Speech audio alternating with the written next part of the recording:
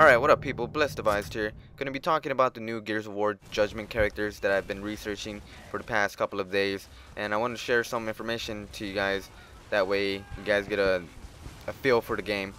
But since you guys are already probably seeing the Gears of War Judgment gameplay that's been going around, it's about 12 minutes, I decided not to add that in this video because it's been passed around like Hulk Hogan's sex tape. So I decided to include my ranked King of the Hill match that we had. It was actually pretty intense, and you guys would get to see the rest. But this video is going to include some pictures, some details that I've researched from the the Gears of War Wikipedia page that they have. All you have to do is Google Gears of War Judgment or Google one of the characters that I'll list here, and you'll be able to find every detail that you might want. Probably they'll be added a little bit more later on, but just for reference. So let's get started with the video. Alright, let's start off with Sophia Hendrik. She's a part of Kilo Squad, and you guys have already probably seen her in trailer and in gameplay and whatnot. But what you may not know is how she got into Kilo Squad. So originally, Sophia was a journalist for the Pendulum Wars. She covered all the stuff that went down, but she became active as a soldier or the COG army when Emergence Day happened. She enrolled into the Onyx Guard Academy in Havlo Bay. And for those of you who aren't unfamiliar with Gears of War Judgment's story, Havlo Bay is one of the main battles that they will include. That's probably one of the battles that starts off the war. Sophia ends up having to fight during Havlo Bay since her training was interrupted.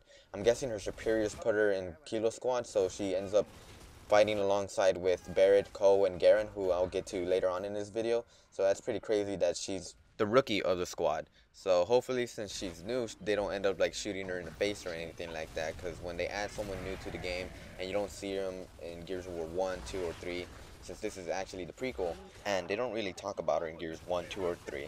So it kind of worries you a bit. Maybe she does get shot in the face. That would be kind of sad. Or maybe she even has kids, because she is sexy as fuck. I kind of cut myself out there because we have visitors and it would be kind of weird if they hurt me. But let's move on to her Rowan Overrun.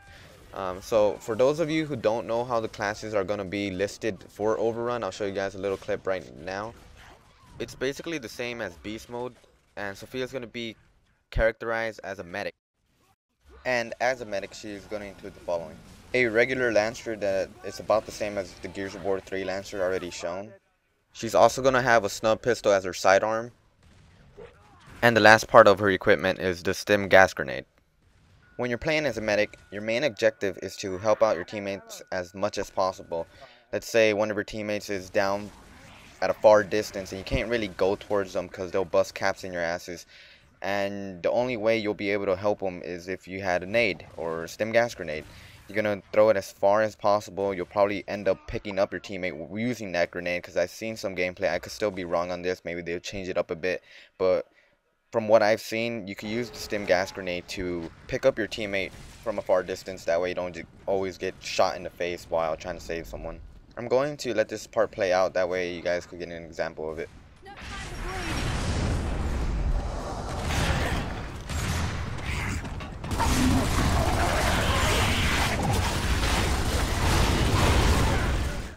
They didn't take as much damage as they should have by that grenade. If that stim gas grenade wasn't there, they'll probably be blown into pieces by now. But since that stim gas grenade heals people, you might be able to use that to get out of sticky situations. Say they probably rush you, you have a stim gas grenade there, it's healing you, and you can kick their asses one by one.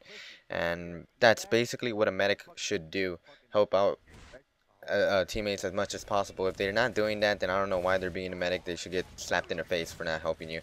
But most likely, people who choose a medic would help you out. Now moving on to someone who you might want to be in Overrun. This is like most of which montage players are going to be using if they're going for an Overrun montage, and his name is Garen. This guy looks huge, no homo. But the way they made him look in this picture is he's tall, he's big, he's strong. If you talk about his mom, he will beat your ass. He'll put you in the ground 10 feet under or 6 feet under. I'm not really sure how far bodies are buried. But I can't wait to see him in story mode. He just looks like an overall beast, and he has a unique story to him.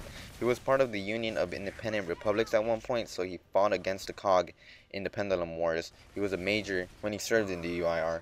And just with that little bit of information, there might be some tension within Kilo Squad. depending on how he acts and his attitude towards having COG teammates on his side. It depends on how the developers wanted to structure his character. Maybe he was a conflicted character, he doesn't know what to do, but at the same time, he wants to destroy the Locust for taking over his hometown, basically. Moving on to why people would probably use him the most is because he will have new equipment as well.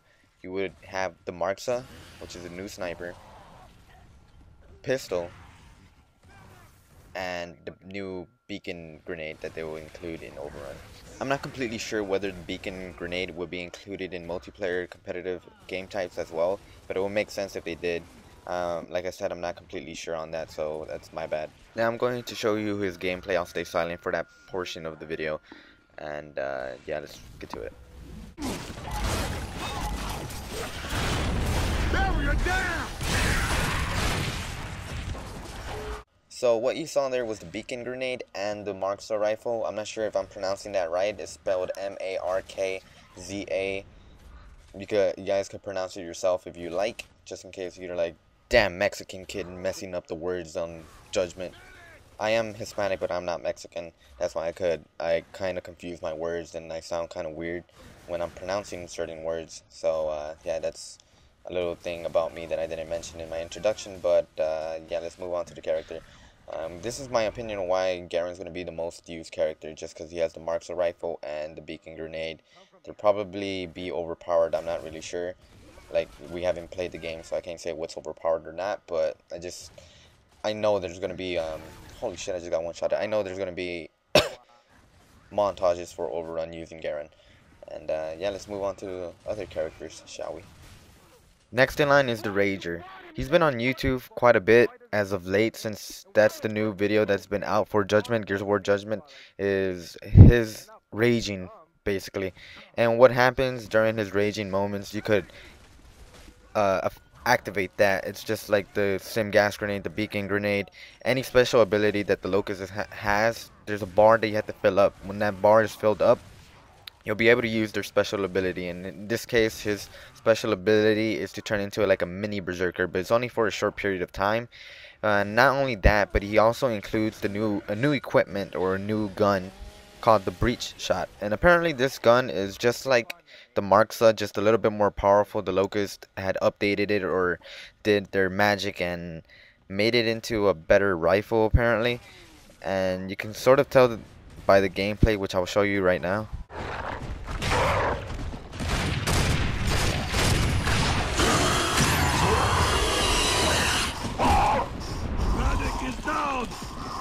We need a spot! Grenadier!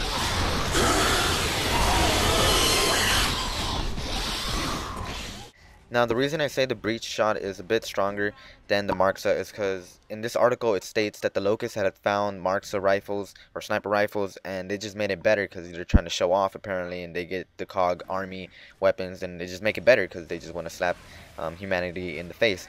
So they ended up upgrading the Markza and just renamed it the breach shot, which they gave it to the Ragers. And the good thing about this is that it would be balanced in a way. I think it would be balanced. Sniper versus sniper, scout versus scout, or like long distance people against long distance people. That's kind of cool. They all have their own ability, and they all have their what is that word I'm looking for? Well, what I'm trying to say is that they can all counter each other. Everything seems balanced. It doesn't seem one-sided like the Locust would have better abilities than the COG. So that's a good thing. And another thing that the Rager has is that once he's damaged, you could activate his ability to basically rage, and he turns into a mini berserker. What it says here that his claw is stronger than his weapon. So if you go out in an all-out rampage, meleeing people as fast as possible, because it seems that their rage doesn't last too long, so you have to use it at the precise moment when you really need it. You don't have to waste it and all that. But the good thing about that is that once he rages, it doesn't take away his damage that you already caused him. As you can see from the video, he was hurt and he just went into a rage moment, so he didn't take that much damage, or he didn't take damage at all.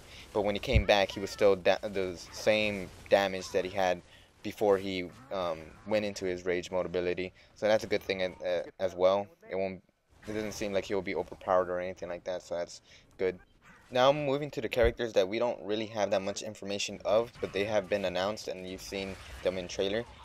Um, it will be Lumis and Karn. These characters haven't have that much information, but most likely they will have a big role in the campaign just by their position in the armies and stuff. So let's just get on with Loomis. Loomis seems like the next asshole, even though he had power way before Prescott, but he just seems like the next Prescott for this game.